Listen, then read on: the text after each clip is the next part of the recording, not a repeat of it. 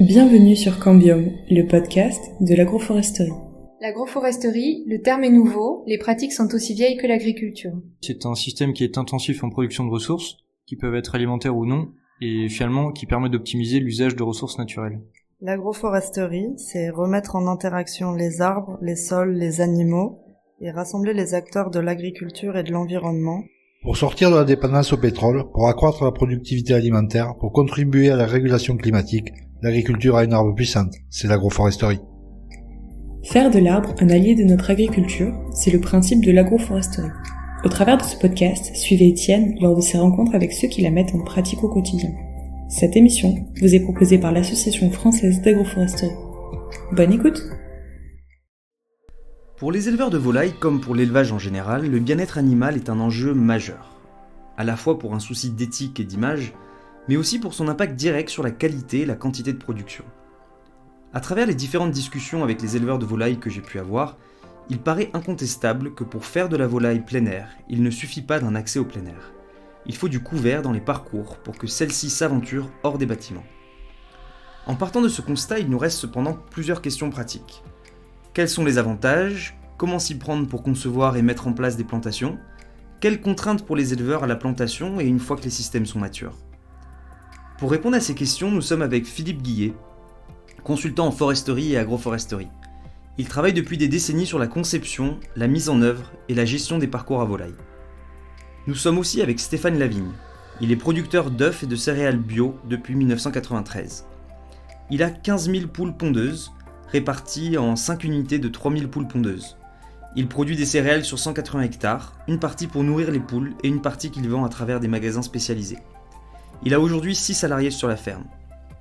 Il a commencé à planter des arbres dans ses parcelles de céréales et dans les parcours à volailles il y a plus de 15 ans. Bonjour Philippe, bonjour Stéphane, bienvenue sur le podcast. Pour commencer, une question pour vous Philippe. Pourquoi vouloir intégrer des arbres dans des parcours à volailles ?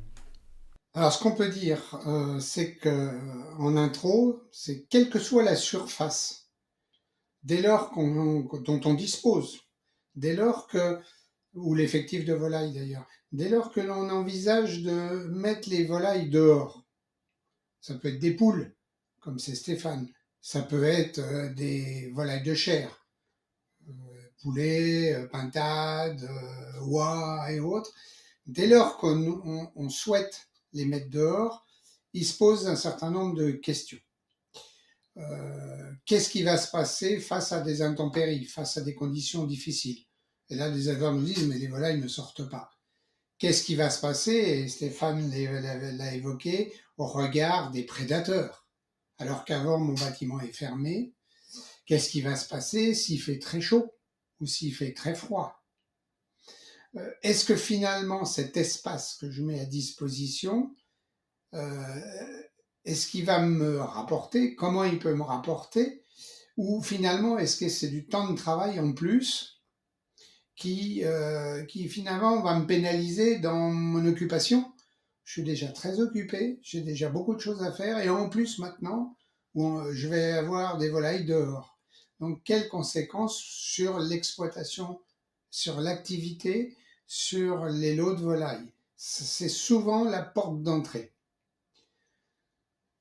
On a des acteurs comme Stéphane ou d'autres qui font de la volaille depuis 40 ans et qui se disent mais on peut pas, s'il n'y a rien dehors, les volailles ne sortent pas. Alors quelquefois l'argument c'est de se dire ça sert à rien d'aménager parce que les volailles ne sortent pas. En fait souvent il faut dire qu'est-ce qui génère ça ? Est-ce que c'est l'œuf avant la poule ou la poule avant l'œuf ? C'est exactement ça. Finalement, est-ce que les volailles ne sortent pas parce que mon parcours n'est pas aménagé ou est-ce que c'est l'inverse ? Et on s'est aperçu à travers toutes les observations, les retours de gens comme Stéphane ou les constats de terrain depuis maintenant plusieurs dizaines d'années, que notre amie la volaille, elle a des exigences. Elle a besoin d'un certain nombre de choses pour pouvoir explorer au mieux les parcours.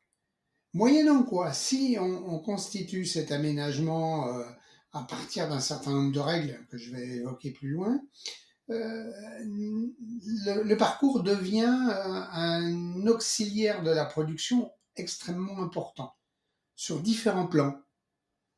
Plan économique, performance, plan environnemental, plan paysager et plan bien-être aussi de l'éleveur, parce que on peut parler beaucoup du bien-être des volailles, mais oublier le bien-être de l'éleveur, c'est quelque chose d'essentiel. Donc, et là, il y a un certain nombre de critères qui sont importants, comme l'image. Donc, quand on regarde l'intérêt d'un parcours sur tous ces axes de réflexion, on se dit, il y a tout intérêt à avoir un parcours aménagé.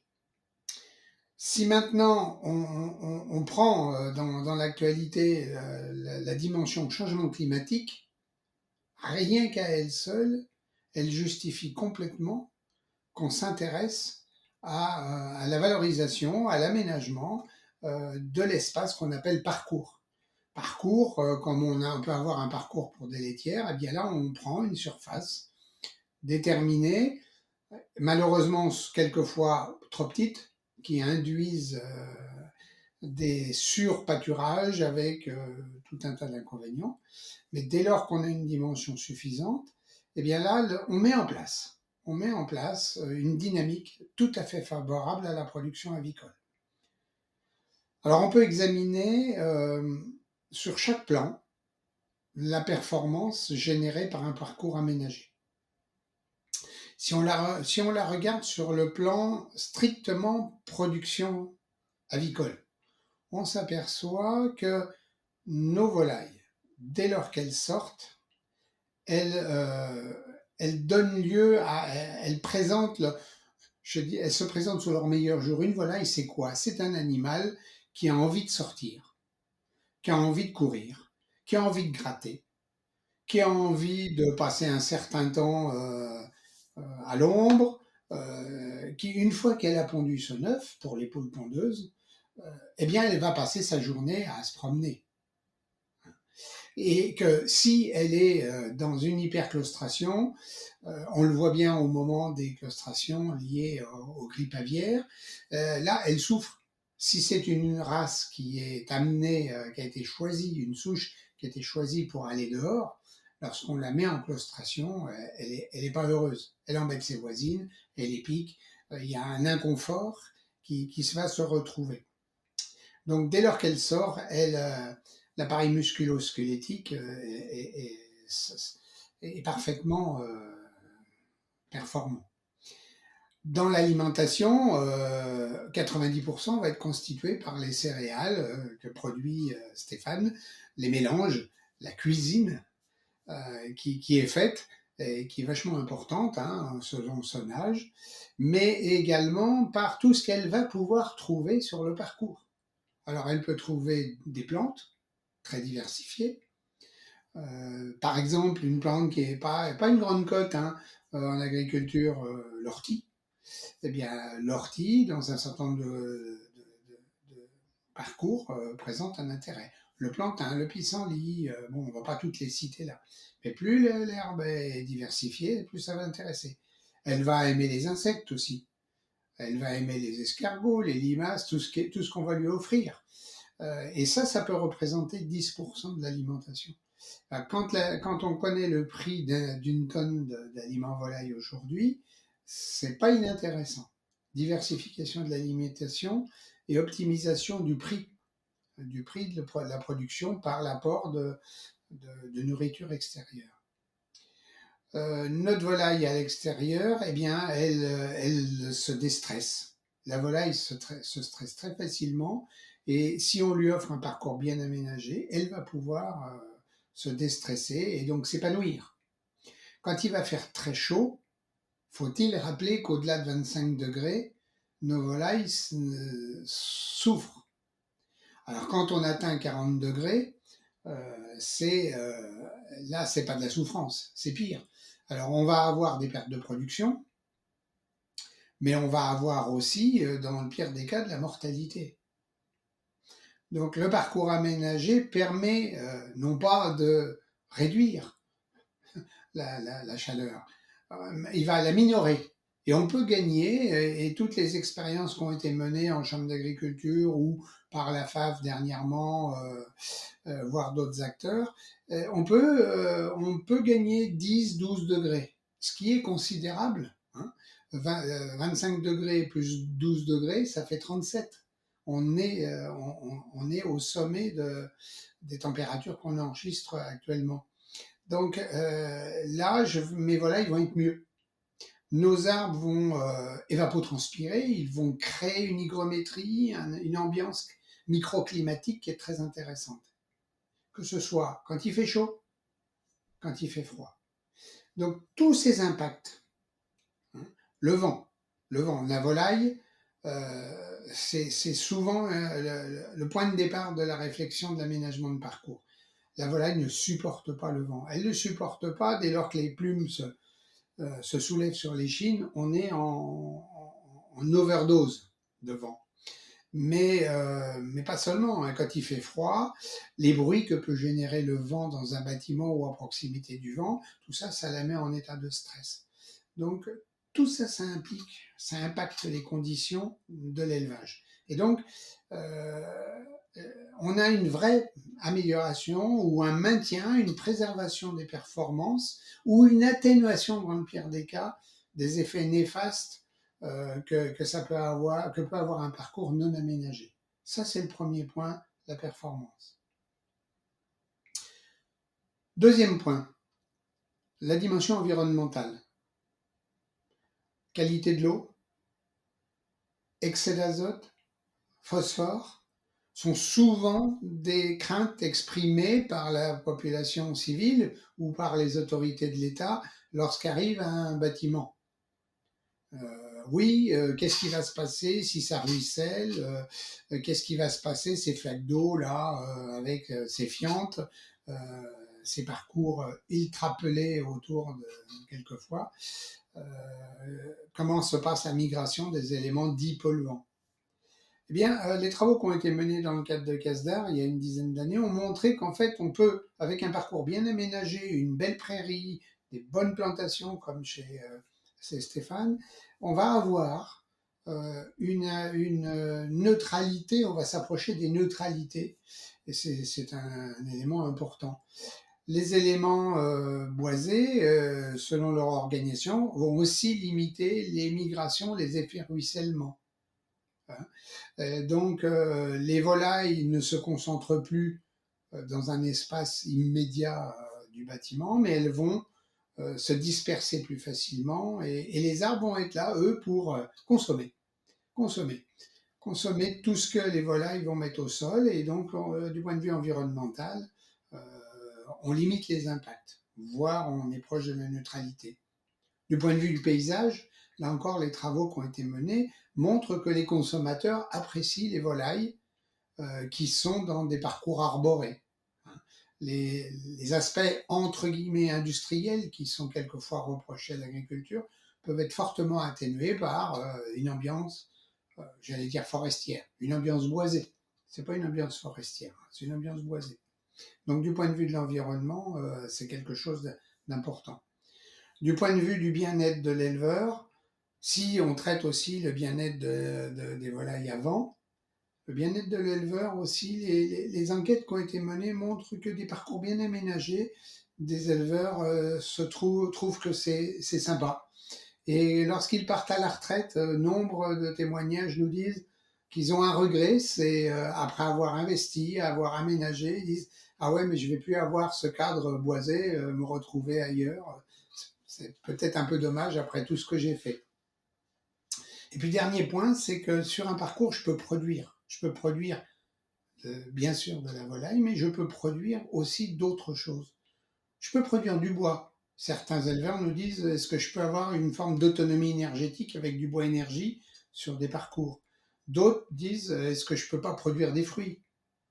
Des travaux menés à la ferme de Loie ont montré qu'on peut faire oie plus noix dans un contexte tout à fait favorable pour les deux. Donc je peux faire des fruits que je vais ramasser Attention, il y a des règles sanitaires à respecter, mais si je les ramasse dans l'arbre ou autre, on a des éleveurs qui font du cidre, qui font du jus de pomme, qui font tout un tas de productions. Donc, on en a même, dans certains cas, sur des parcours importants, qui s'intéressent avec un certain succès à la truffe, pour peu que le sol le permette, et que le parcours soit suffisamment dimensionné. Donc voilà quelques-unes des pistes, en fait. On a de la multi-performance qui font que tout éleveur, même s'il a 200 poules, ou s'il en a 12 000, voire plus, hein, on a des élevages plus gros, tout éleveur a intérêt à chercher une valorisation et un aménagement de son parcours. Super. Stéphane, je suis curieux de vous faire réagir là-dessus. Du coup, on a bien compris qu'il y avait plein de raisons possibles pour lesquelles planter des arbres. Dans votre cas, quelle a été votre démarche et qu'est-ce qui vous a motivé? Bah, pour compléter ce que vient de dire Philippe, qui est tout à fait intéressant et qui euh, décrit parfaitement que l'on cherche hein, dans l'accomplissement de son travail justement d'éleveur, producteur d'œufs. Hein. Bah, en un, ce qui m'a plu, c'était l'aspect effectivement environnemental d'avoir des animaux qui vont aller partout sur le parcours. Parce que quand on plante bien son agroforesterie, qu'on la met perpendiculaire, par exemple, aux sorties de trappe, vous avez les animaux qui vont suivre les arbres et qui vont aller jusqu'au bout du terrain. Parce que très souvent, si on n'a pas de parcours agroforestier, bah, les volailles elles sortent, c'est bien, mais elles restent autour des bâtiments. Elles vont pas explorer plus loin parce qu'elles ont peur, entre guillemets, de l'environnement. Et c'est-à-dire des oiseaux qui peuvent les embêter ou d'autres choses. Et donc, elles vont rester à côté du bâtiment. Tandis que si vous avez des arbres qui sont perpendiculaires, euh, eh ben là, elles vont suivre. Quand on ouvre les trappes de, nos, de nos volailles, de nos poules, on les voit tout de suite. Hein, elles courent vers les arbres d'abord. Et ensuite, une fois qu'elles sont sous les arbres, bah, elles vont aller se disperser à gauche, à droite. Mais dans un premier temps, c'est direct sous les arbres. Donc ça, voilà, cet aspect des poules qui vont explorer tout le parcours, c'est ça qui m'a poussé à évoluer dans ma pratique, parce que mettre des arbres autour de mon parcours, c'est bien, mais ça fait loin pour les poules. Donc pour les attirer, il faut mettre des arbres qui viennent toucher, on va dire entre guillemets, le bâtiment, qui sont proches. Et l'agroforesterie, c'est ça, c'est mettre en place des vagues d'arbres plus ou moins espacées. Bon, moi j'ai fait des expériences, il y a des lignes que j'ai espacées de 15 mètres, de 20 mètres, de 25 mètres, de 30 mètres. Voilà. Bon, moi aujourd'hui, après un certain nombre d'années de recul, c'est vrai que les lignes d'arbres qui sont proches, très proches les unes des autres, ça commence à se refermer, on va dire. Je pourrais envoyer des photos hein, de ces aspects-là qui sont assez étonnants. On a des espèces de voûtes maintenant arborées qui font que bah, les poules se plaisent là-dessous et il va rien leur arriver. Hein. Psychologiquement, dans leur tête, tout va bien, quoi. Parce que la poule, à la base, c'est un animal forestier. Hein. Ça aime bien aller sous les arbres, gratter, ramasser des insectes qui peuvent tomber des arbustes, des arbres. Ça ramasse tout. Hein. Une poule, c'est toujours en recherche de protéines. Sa première chose quand elle se lève le matin, c'est quand est-ce qu'on mange. Hein. Et donc c'est toujours à essayer de trouver quelque chose à grignoter. Ce sont des monogastriques, hein, comme les porcs d'ailleurs. C'est des animaux qui digèrent très vite ce qu'ils viennent d'ingérer. Et ils ont besoin d'avoir toujours la panse bien remplie pour se sentir tranquille. Et donc, ils sont toujours en recherche de produits, de protéines, de choses et d'autres, donc d'insectes, de céréales, d'herbes, puisqu'ils parcheminent, on va dire, leur gésier et leur gosier d'herbage, qui permet aussi d'avoir une vie sympathique pour elles. Donc voilà, moi, c'est cet aspect-là qui m'a surtout amener vers cette démarche agroforestière. Je voudrais juste compléter ce que disait Philippe en disant que les parcours, ouais, il faut surtout aussi penser au fil des années à bien choler les environnements des parcs autour des sorties, hein, parce que c'est très important pour éviter les problèmes de microbisme divers et variés.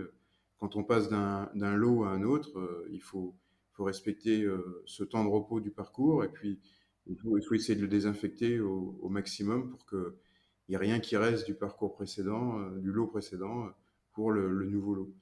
Et donc, quand on a des lots qui succèdent comme ça sur l'exploitation, c'est des choses qu'il faut vraiment penser à faire.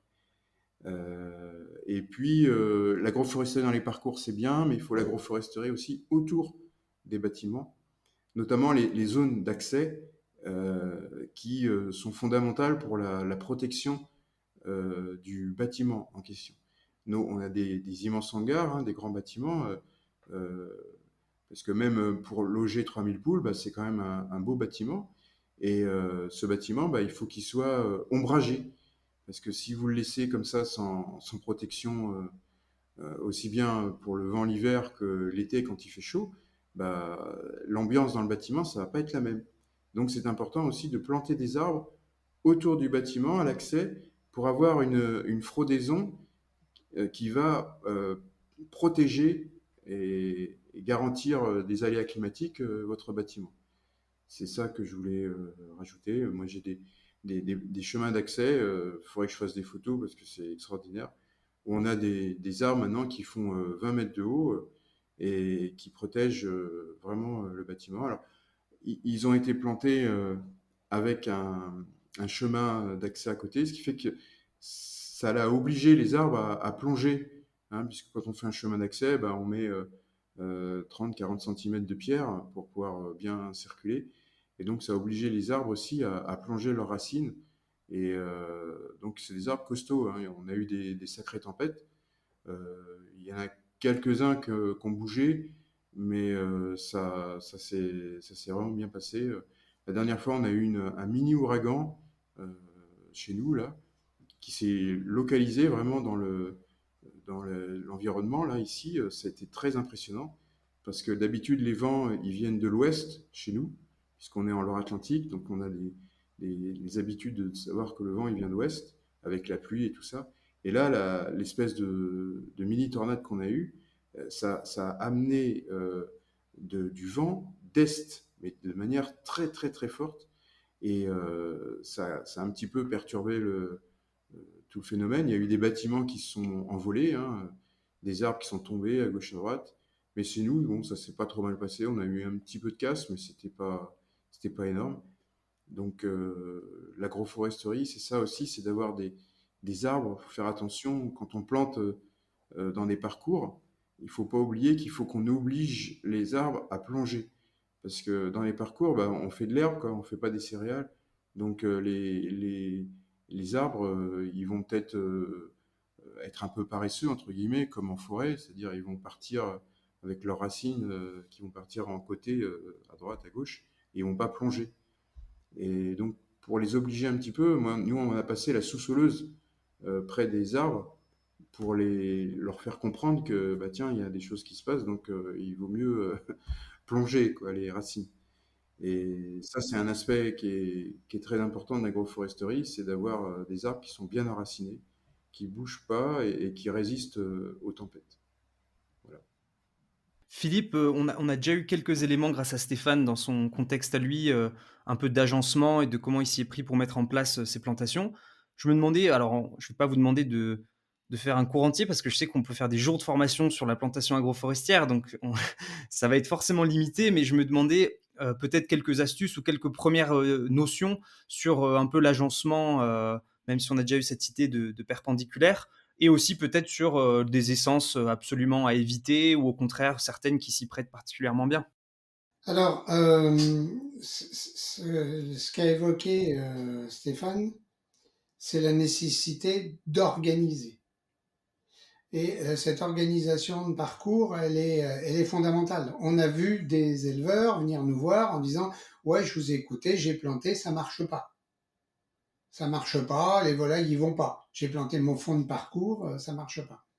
Ou des éleveurs me disant, ah, ça se voit bien que c'est pas vous qui êtes avec le tracteur parce que manœuvrer, c'est devenu une véritable galère. Donc en fait, l'aménagement doit concilier un certain nombre de règles. La fonctionnalité, c'est-à-dire le moyen de faciliter l'entretien, fait partie des règles essentielles. C'est-à-dire, on ne fait pas n'importe où, n'importe comment, on parachute pas, on n'est pas Astérix avec des glands, ou on balance pas ça comme ça. On doit absolument faire attention. Ça, c'est le préalable. Ensuite, on doit être extrêmement organisé, de manière, et Stéphane l'a évoqué, à créer un microclimat, y compris en intégrant le bâtiment ou les bâtiments à la parcelle. C'est-à-dire, on ne plante pas devant le bâtiment, on plante l'ensemble de l'espace, et j'ai bien apprécié ce qu'a dit Stéphane, y compris le chemin d'accès.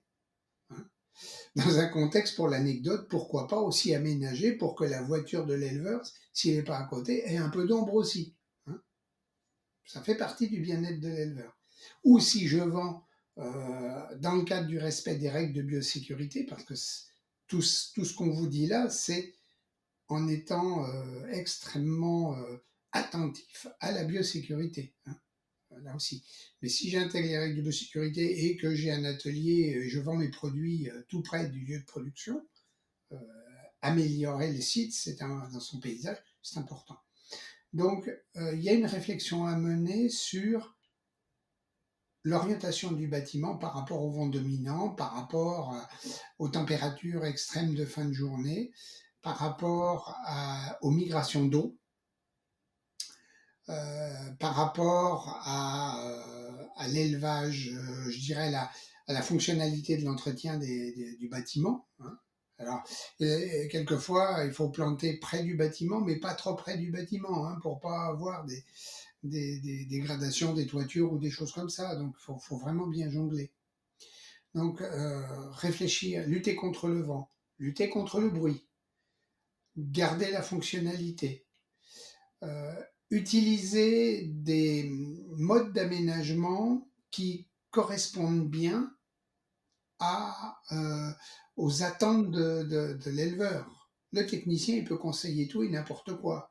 Si, par exemple, je donne un exemple, si par ailleurs l'éleveur a déjà des vergers, a déjà des espaces de production de fruits, est-ce que c'est bien raisonnable d'en rajouter s'il n'a pas le temps? Donc ça veut dire qu'il faut aussi évaluer le temps disponible.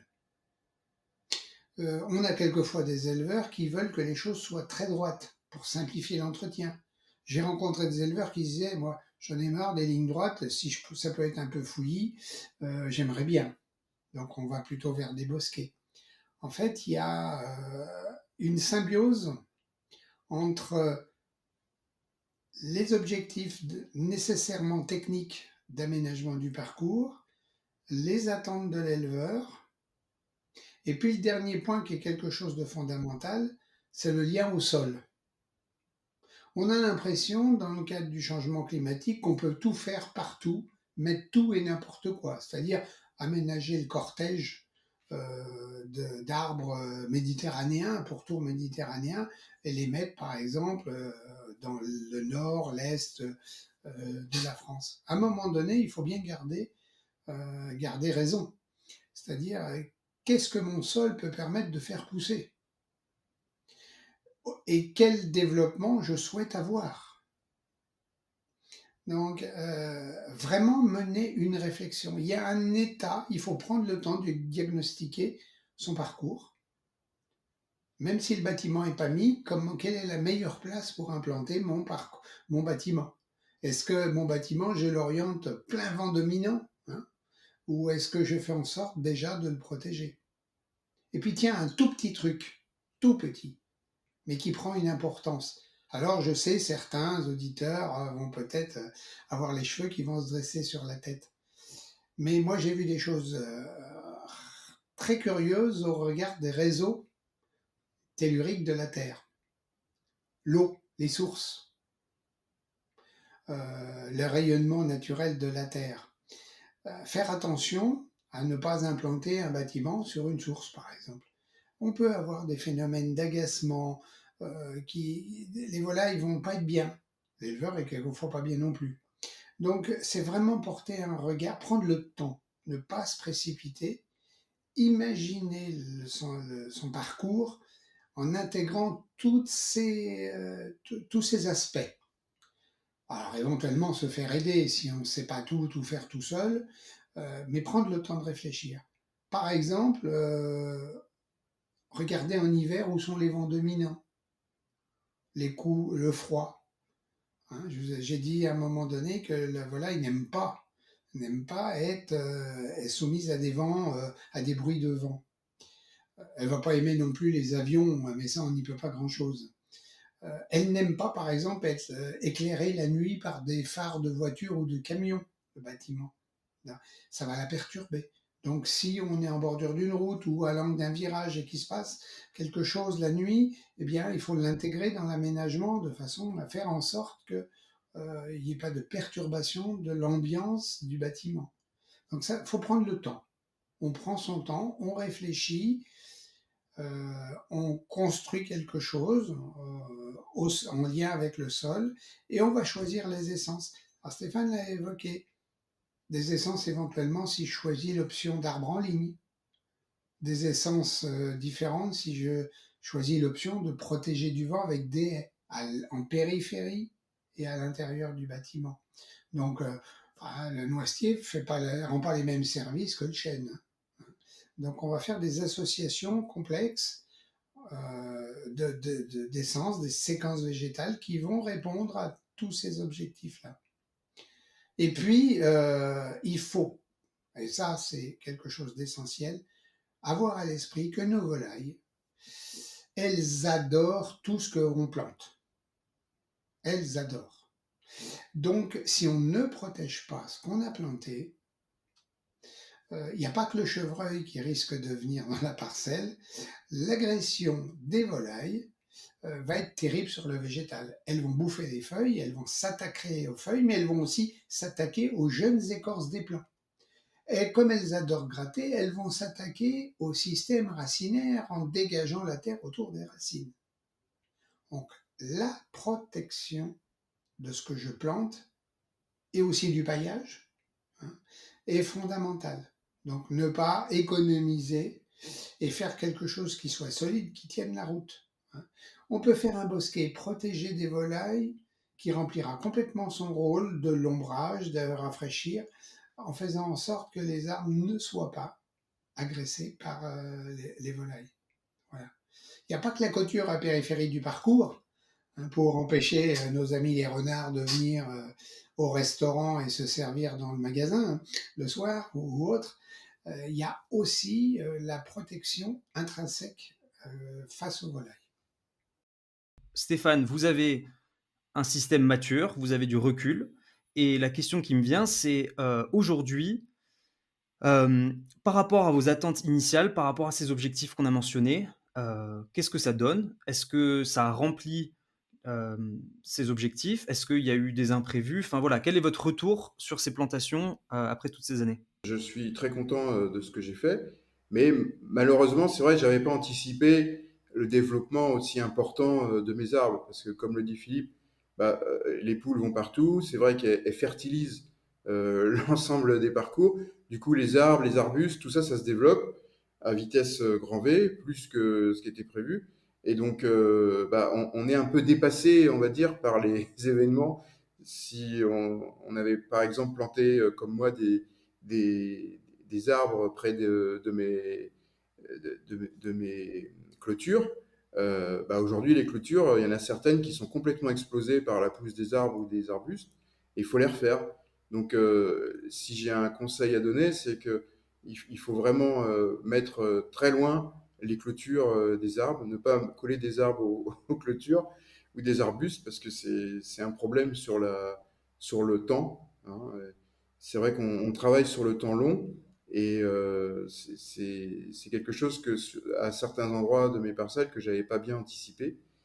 Même chose, on a des lignes électriques aussi qui passent dans mes parcs. Et j'ai EDF qui s'est pointé chez moi, mais maintenant qui se pointe chaque année, pour venir bénévolement, parce qu'ils me font rien payer, heureusement. Mais ils taillent 2-3 arbres qui viennent un peu chatouiller les, les lignes électriques. C'est des moyennes tensions, hein, donc c'est quand même des lignes qui sont hautes. Mais mes arbres, ils poussent tellement haut que ça peut créer des arcs électriques, quoi. Donc il faut faire attention aussi à ça. Quand je les ai plantés, j'ai vu mon plan, j'ai vu la ligne, et je dis, mais jamais mon arbre, il arrivera là-haut, quoi, c'est pas possible. Eh ben si, si on lui donne tous les moyens, l'arbre, il pousse et il va très haut. Donc, c'est des choses aussi qu'il faut savoir anticiper et que j'avais peut-être pas vu complètement.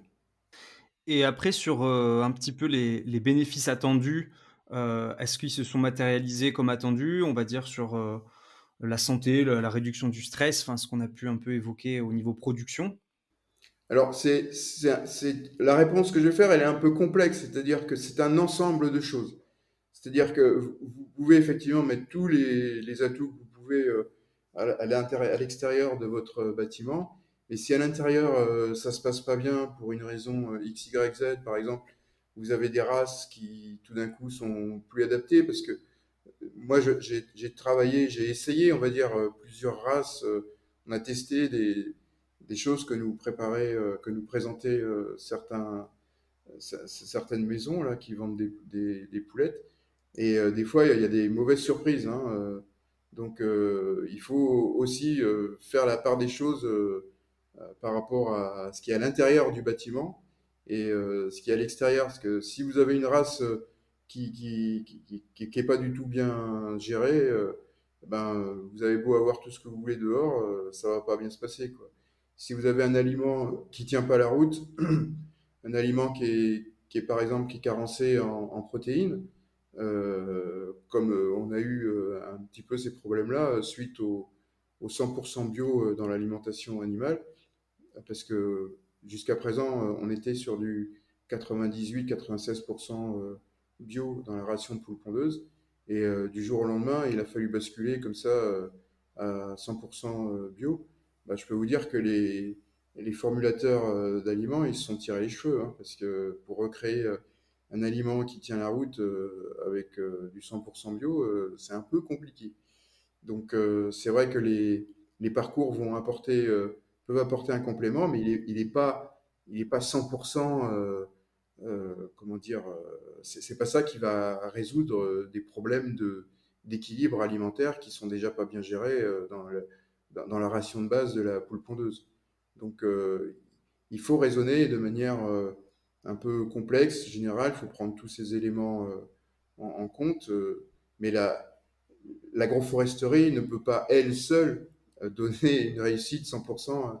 C'est un gros plus, qui va permettre, d'une part, d'avoir des volailles qui sont heureuses, qui sont bien dans leur tête, qui sont dehors.